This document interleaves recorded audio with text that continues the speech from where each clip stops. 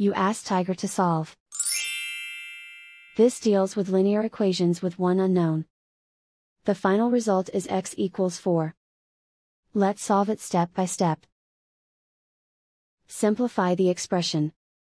Simplify the arithmetic. Group all constants on the right side of the equation. Subtract 124 from both sides. Simplify the arithmetic.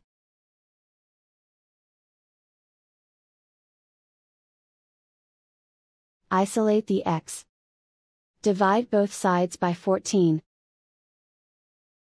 Simplify the fraction. Find the greatest common factor of the numerator and denominator. Factor out and cancel the greatest common factor.